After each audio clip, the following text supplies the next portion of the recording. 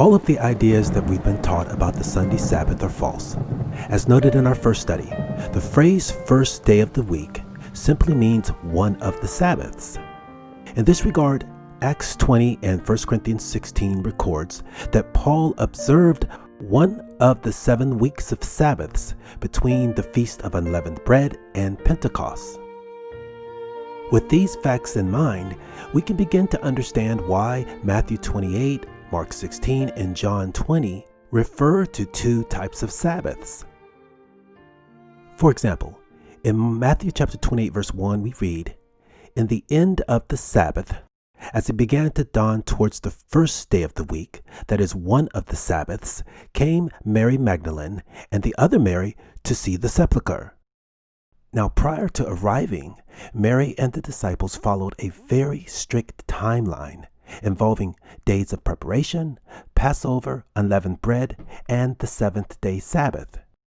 In this respect, the phrase end of the Sabbath refers to the Feast of Unleavened Bread, which was a 7-day feast that began and ended with Sabbaths.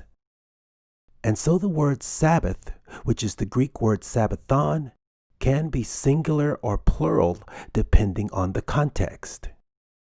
And so now that we understand the timeline, we know that it is a singular word identified with the first day of the Feast of Unleavened Bread.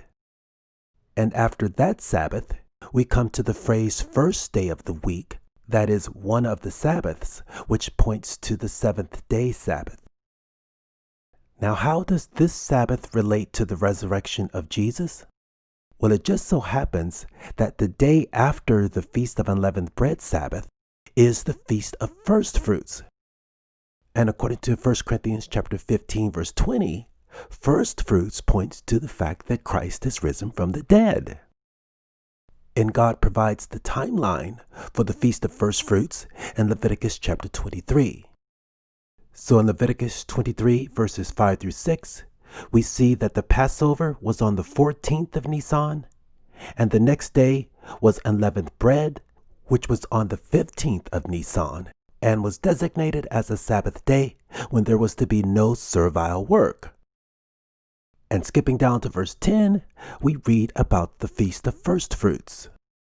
"Speak unto the children of Israel, and say unto them, When ye come into the land which I give unto you, and reap the harvest thereof, then shall ye bring a sheaf of firstfruits of your harvest unto the priest, and he shall wave the sheaf before the Lord, to be accepted for you.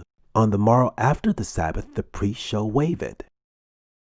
And when we skip down to verse 15, we read again that the morrow after the Sabbath, the sheaf is waved, and then they begin to count 7 weeks of Sabbaths in the lead up to Pentecost, which is mentioned in verse 16.